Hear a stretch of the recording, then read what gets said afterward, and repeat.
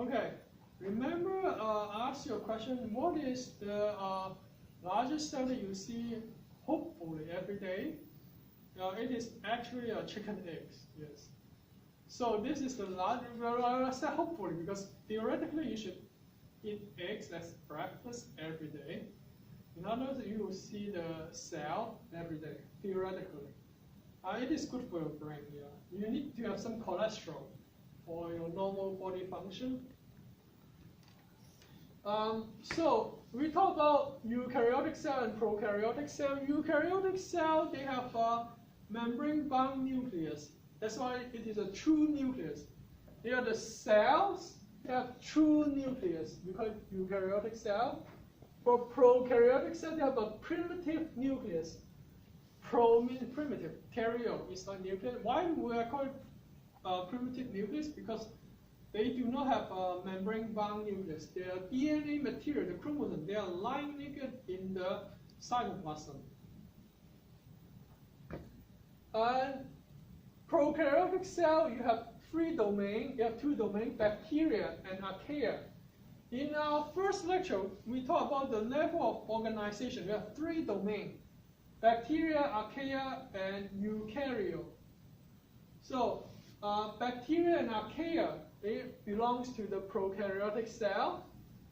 Generally, they're unicellular. Uni means they only have one cell. Uni means one. They only have one cell, a single cell.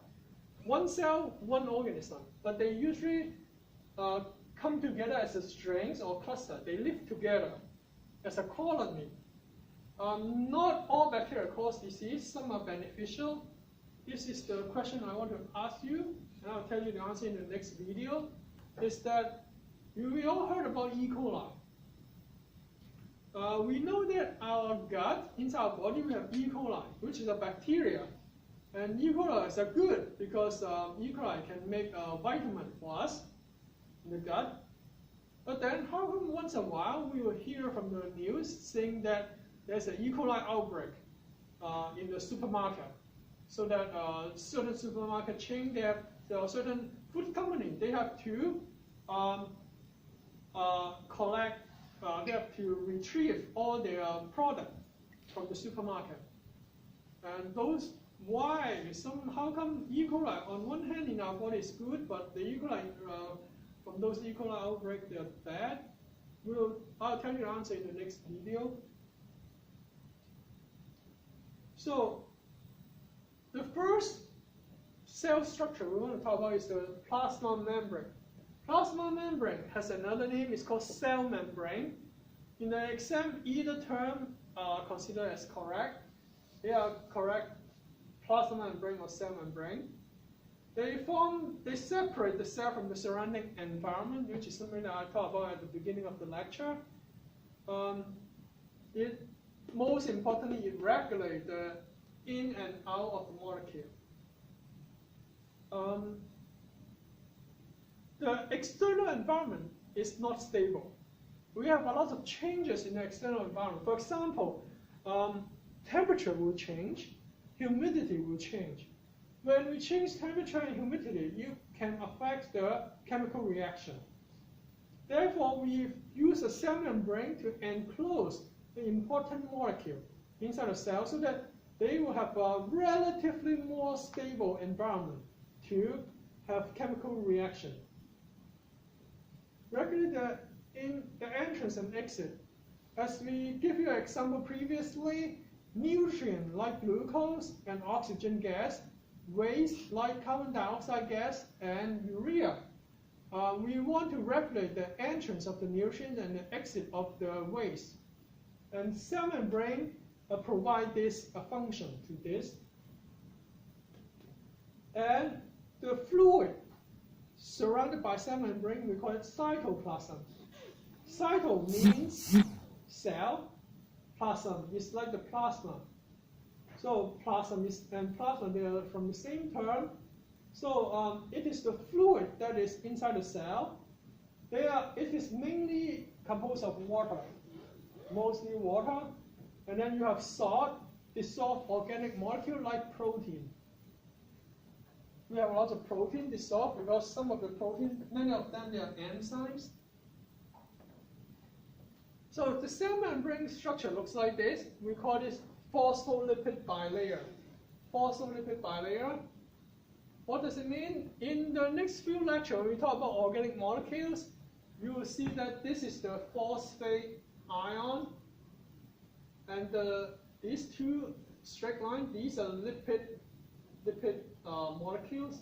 So each phosphate ion attached with two lipid molecules. And you can see that it is two layers here. That's why we call it phospholipid bilayer. And remember that the term hydrophilic and hydrophobic. So the lipid tails, they are hydrophobic. That's why they come together. The lipid tail, hydrophobic lipid tail, come together with the hydrophobic lipid tail. The phosphate ion, the blue ball here, the blue ball, the phosphate ion, they are hydrophilic. They love water. That's why they are facing either outside or inside the cell. Inside the cell, they are cytoplasm. They are mostly water. Outside the cell, they are also mostly water. So that's why they use the phosphate group to face outside. And you can see that all these orange structure, they are the protein molecule. You have protein embedded in the phospholipid bilayer. Some of them, they go through the entire phospholipid. We call this integral protein. Some of them, they are just on the surface. On the surface of the membrane, we call it peripheral protein. And you have this purple molecule here. These are the cholesterol. You have cholesterol inserted in the cell membrane to regulate the fluidity of the cell membrane, making it